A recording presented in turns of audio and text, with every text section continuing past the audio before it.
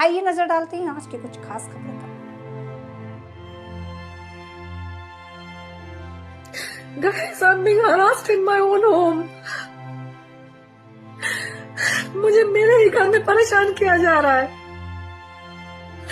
I just called the cops. परेशान होकर मैंने पुलिस को कॉल किया। नमस्कार, मैं शालिनी और आप देख रहे हैं Krishna cinema and crime focus. आज की सबसे बड़ी खबर तनुश्री दत्ता बनाम नाना पाटेकर विवाद। 2025 में फिर गरमाया बॉलीवुड का सबसे बड़ा मी टू मामला। शुरुआत एक साधारण शूटिंग से उठा तूफान। 2008 में Bollywood film horn okay please की शूटिंग के दौरान अभिनेत्री तनुश्री दत्ता ने यह आरोप लगाया कि फिल्म के एक गाने की शूटिंग के दौरान अभिनेता नाना पाटेकर ने उन्हें डांस सीक्वेंस में जबरन शामिल होने पर मजबूर किया। तनुश्री का दावा था कि नाना पाटेकर ने न सिर्फ उन्हें असहज महसूस कराया बल्कि उनकी सहमति के बिना नजदीकी आने की कोशिश की, जिससे वे डिस्टर्ब हो गई और शूटिंग छोड़कर चली गई। शुरुआत में फिल्म यूनिट ने इस बात को नकार दिया और तनुश्री को गलत व्यवहार करने वाली अभिनेत्री के रूप में पेश किया गया।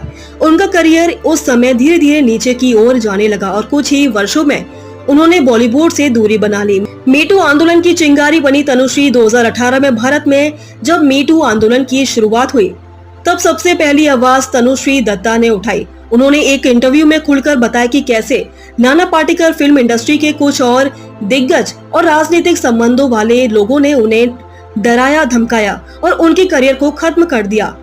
उनकी बातों ने देश भर में तहलका मचा दिया। मीडिया, सोशल मीडिया और सिनेमा जगत में भूचाल आ गया। तनुश्री का साहस इस आंदोलन की प्रेरणा बना और फिर राइटर डायरेक्टर विकास बहल, साजिद खान, रजत कपूर और आलोक नाथ जैसे कई नामों पर भी आरोप लगे।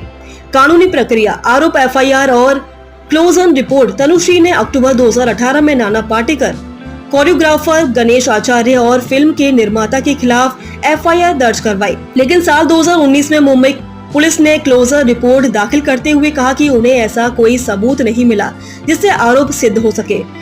पुलिस ने रिपोर्ट में इसे झूठा और दुर्भावनापूर्ण कहा। तनुश्री ने इस रिपोर्ट को कोर्ट में चुनौती दी, लेकिन मार्च 2025 में अदालत ने उनकी याचिका ये कहते हुए खारिज कर दी कि मामला समय सीमा से बाहर है। ये फैसले ने न सिर्फ उन्हें मानसिक झटका दिया बल्कि मी टू आंदोलन की विश्वसनीयता पर भी सवाल खड़े कर दिए। 2025 में भावुक अपील और नया तूफान। जुलाई 2025 में तनुश्री ने एक भावुक वीडियो पोस्ट किया जिसमें वे फूट कर रोती नजर आई। उन्होंने कहा कि 2018 से आज तक मुझे लगातार परेशान किया जा रहा है। मेरे घर में अजीब घटनाएं होती हैं, कोई मुझे डराने की कोशिश करता है, मेरी नींद खराब हो, मेरा मानसिक संतुलन तोड़ने की कोशिश हो रही है। उन्होंने आरोप लगाया कि उन्हें ऐसी स्थिति में ले जाने की कोशिश हो रही है जिससे सुशांत सिंह राजपूत के साथ हुआ था, यानी मानसिक दबाव से आत्महत्या की ओर धकेला जाए। मानसिक और शारीरिक स्वास्थ्य पर असर। तनुश्री ने वीडियो में बताया कि उन्हें क्रोनिक फटिग सिंड्रोम नामक बीमारी हो गई है जो लगातार तनाव और मानसिक थकावट के कारण होती है। वे कहती है कि मेरे शरीर में अब उतनी ताकत नहीं बची कि मैं लड़ सकूं, लेकिन फिर भी मैं चुप नहीं रहूंगी। उन्होंने कहा कि पुलिस ने उन्हें एफआईआर दर्ज कराने की सलाह दी है और अब वह एक नई शिकायत दर्ज करने जा रही है। नाना पाटेकर पर दोबारा गंभीर आरोप। तनुश्री ने अपने बयान में नाना पाटेकर को साइकोपैथ कहते हुए आरोप लगाया कि नाना पाटेकर ने प्लानिंग की थी कि मैं मर जाऊं। उसने मेरी जिंदगी को बर्बाद करने की पूरी कोशिश की लेकिन मैं बच गई। उन्होंने ये भी कहा कि देश की न्याय व्यवस्था ने उन्हें धोखा दिया है और वो खुद को बेहद अकेला महसूस कर रही है। नाना पाटेकर का पक्ष। नाना पाटेकर ने अब तक इस विवाद पर बहुत कम बोला है। 2018 में उन्होंने एक प्रेस कॉन्फ्रेंस के जरिए कहा था कि वह इन आरोपों को सिरे से नकारते हैं और जरूरत पड़ी तो वह कानूनी रास्ता अपनाएंगे। 2025 में उन्होंने इस विवाद पर कोई बयान नहीं दिया, लेकिन एक इंटरव्यू में उन्होंने कहा कि मैं एक समय में दिन में 60 सिगरेट पीता था लेकिन अब मैंने छोड़ दी है। इंसान को खुद पर काबू करना चाहिए।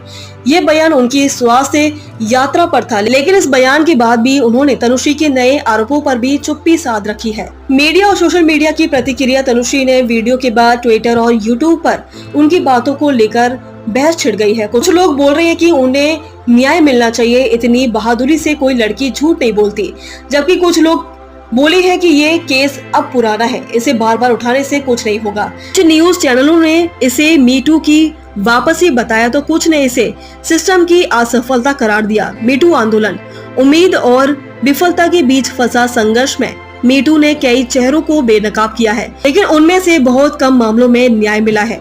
तनुश्री दत्ता का केस इस आंदोलन का प्रतीक बन चुका है। वह इस बात का प्रतीक है कि एक महिला कितनी बार आवाज उठाए, तब भी सिस्टम उसकी सुनने को तैयार नहीं होता। निष्कर्ष, सिर्फ एक विवाद नहीं बल्कि पूरे सिस्टम की तस्वीर तनुश्री और नाना पाटेकर का विवाद सिर्फ एक अभिनेता और एक अभिनेत्री के बीच का विवाद नहीं है। ये बॉलीवुड की सत्ता पुरुष और प्रधान सोच और न्याय प्रणाली की असफलता का आईना है।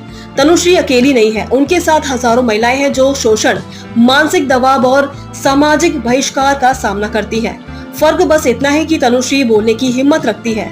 अगला कदम क्या हो सकता है? अगर नई एफआईआर दर्ज होती है तो केस दोबारा खुल सकता है। इस बार मीडिया, जनता और फिल्म इंडस्ट्री की जिम्मेदारी है कि वे पीड़िता की बात सुने। यदि इस बार भी चुप्पी रही तो वह मीटू आंदोलन की सबसे बड़ी विफलता साबित होगी। ऐसे ही लेटेस्ट खबरों को देखने के लिए चैनल को सब्सक्राइब करें और नोटिफिकेशन के लिए बेल आइकन को प्रेस करना न भूलें। जय हिंद, जय अखंड भारत।